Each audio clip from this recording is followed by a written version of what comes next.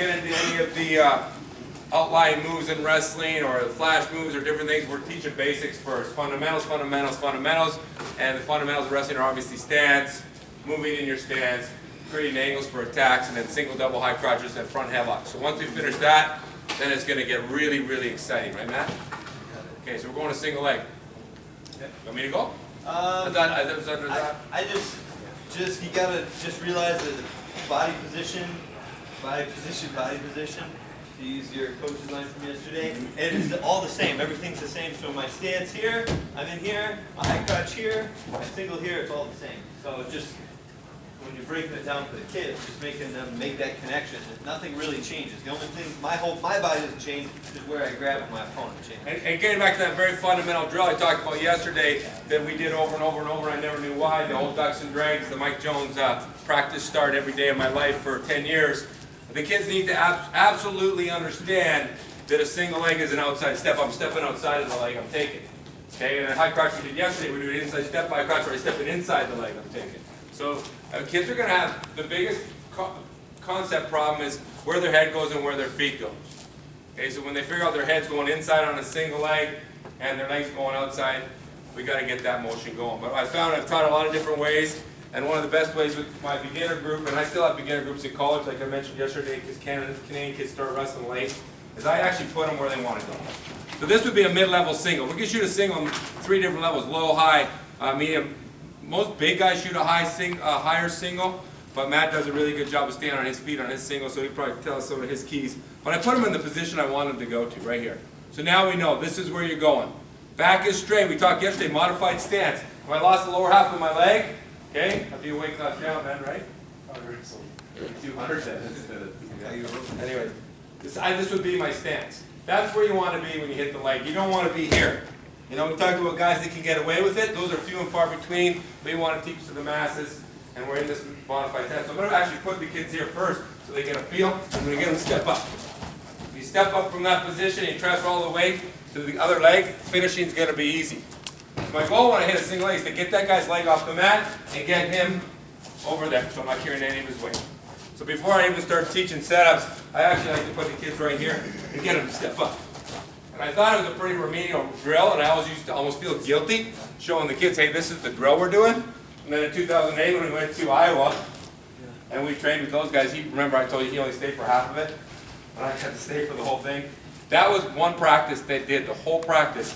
You got the leg here, and you put the guy down. You got the leg, you put the guy down. You got the leg, you put the guy down. They did that for a whole practice.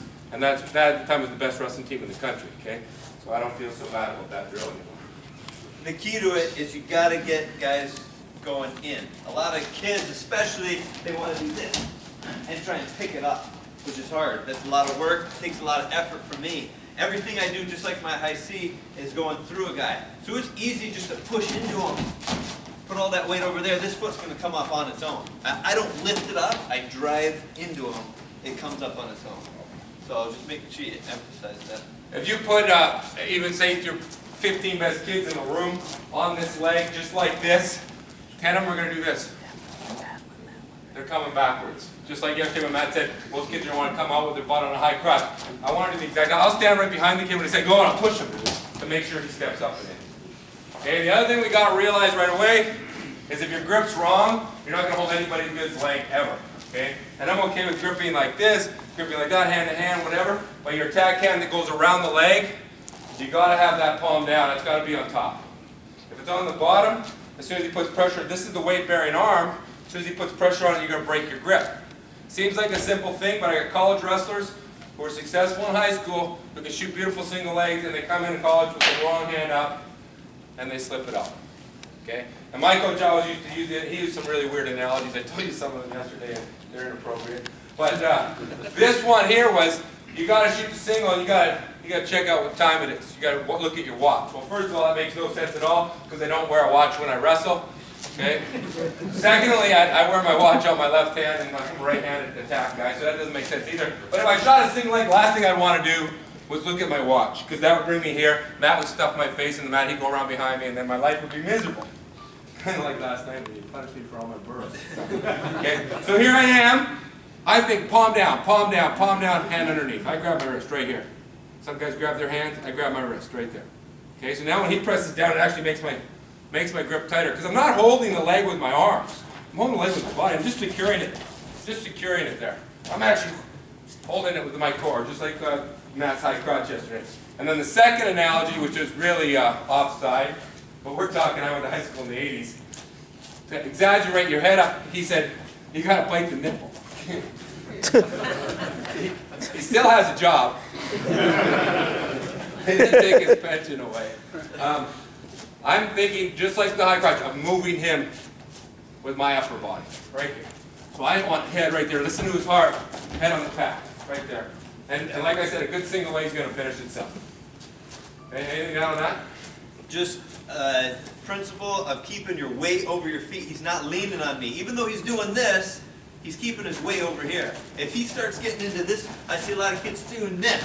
Like here, he takes his leg away, and I'm going to fall down.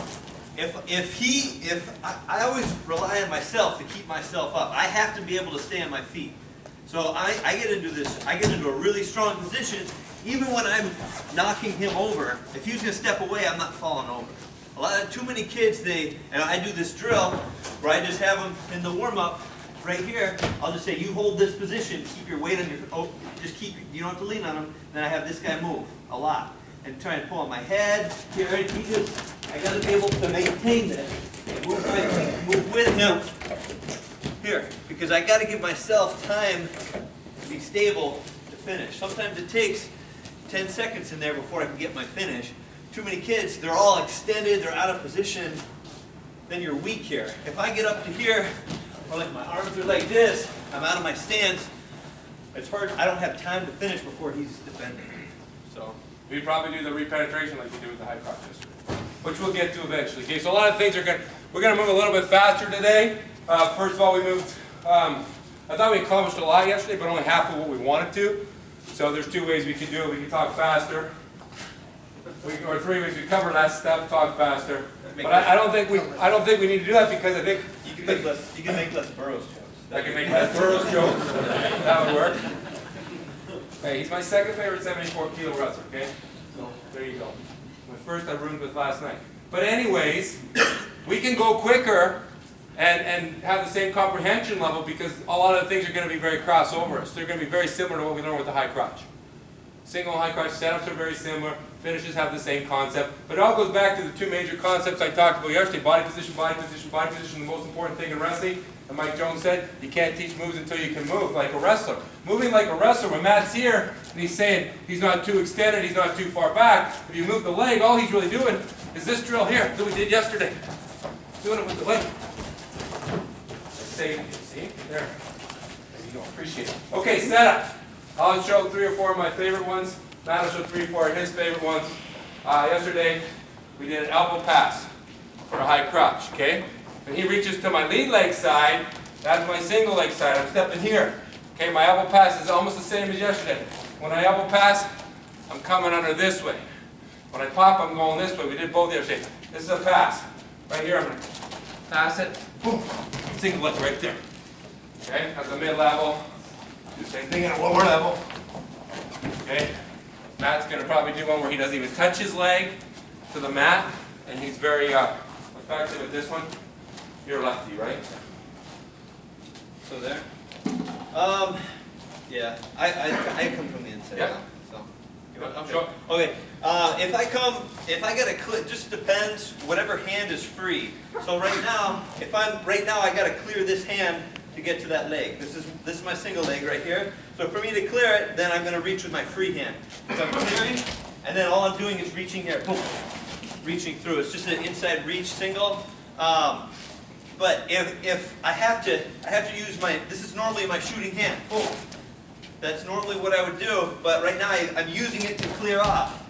To clear this hand. Now I can come back through and right in. And all that is if he reaches on my head, all I'm doing is I'm coming inside, I'm circling. That foot comes right to me. I just lower and re-penetrate right in. This is definitely a heavyweight, upper weight move. The kids I coach that are upper weights, I try and not get them to touch their knee, unless they're like, can get down there. But a lot of these guys that aren't super flexible down here, aren't very strong in this position because they're big guys. I don't like them shooting underneath another heavyweight. They're going to get mushed. So anything high level here, anything high level where they don't have to touch a knee is real good. So all that is I fight inside here. I fight inside, circle my feet. As I do it, I'm feeling that foot come, and then all I'm doing is re-penetrating. So I'm bringing this foot towards me, then I'm re-penetrating. I still have to lower my level and step. It's not like I'm not coming here like here, I'm doing this. I'm still here, boom, I still come right down to it. Re-penetrating. Kid's going to get the feel. One of the biggest concepts in setups there too is you actually have to circle away from a leg to get a leg to come to you. If I'm wrestling Matt and I want his left leg, and I circle towards it, it's just going to keep moving away. I actually have to bring him this way. Circle away to get it. Okay, so it's a big concept. I do also want to say, for some reason, kids have trouble with this thumb on the outside, right here, versus right here. So just make sure a lot of kids, I don't know why they grab it kind of funny. So if they're gonna do an elbow pass, like Justin, the thumb's got to go on the outside, coming across. Small point, but it makes a big difference in the move, right? And the same with the high crotch yesterday. The natural movement for a kid's going to be want to turn his head away. My head's actually on that target right here, driving in. You know, and I'm the guy, I try to visualize. I always try to visualize certain people that do things really well, as Terry Brands, because when someone grabbed his head here, he was just stalking that, sticking his hand out there, stalking the guy. Okay. Guy doesn't want to engage me. And yesterday I said my favorite one was wrist pick, elbow, high crotch. On this side, obviously, if I can get this wrist, this is a straight across pick. I call this handshake pick because I'm coming across to grab the handshake. There's a difference because there's different moves that are available. This is straight across. I'm just going to go around the elbow here. I'm going to pull. Hit my seat. And my favorite thing about this one is oftentimes when you get it, you got the guy's arm pitched in there. He's got a little less pressure on your head.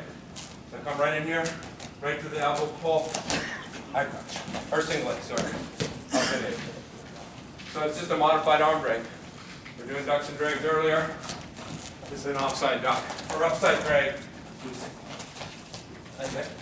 This is one of my better setups for single, right here.